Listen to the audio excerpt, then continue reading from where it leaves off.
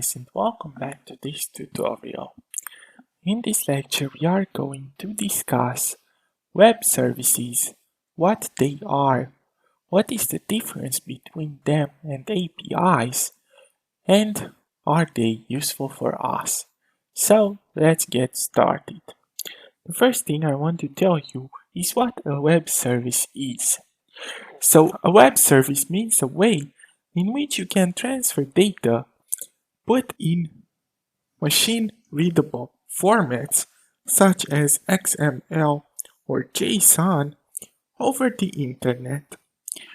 Of course, on a more concrete level, a web service can be either a serving running and listening for requests over a network and responding to those requests with either HTML, JSON, XML, or images.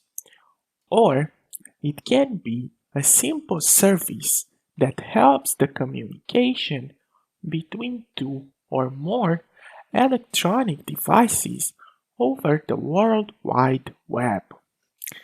Nowadays, many big companies that provide different types of data on their website will also provide the data from their server in XML or JSON format through one of these web services.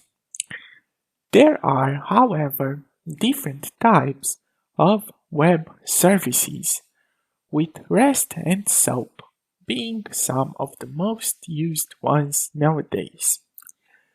If the difference in between APIs and web services is not clear to you up to this point, basically, these web services provide the APIs which have the actual endpoints used with HTTP methods in order to exchange the actual data between different parties. You may be asking now, why would you need a web service? And the short answer for that would be that these days, all the web and also all the business applications need a way to communicate in a standardized way with one another, since they are being developed with a wide variety of programming languages and tools.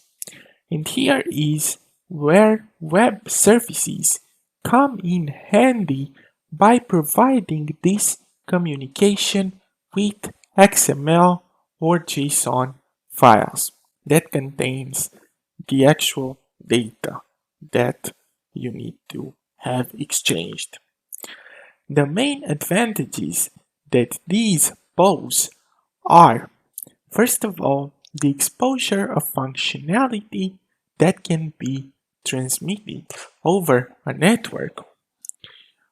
Also, the low cost of communication, a simple and standardized protocol, and lastly, obviously, the interoperability amongst different applications. So that was about it with our lecture on web services. I thank you guys for sticking with me to the end of this lecture, and I look forward to seeing you guys in the next one.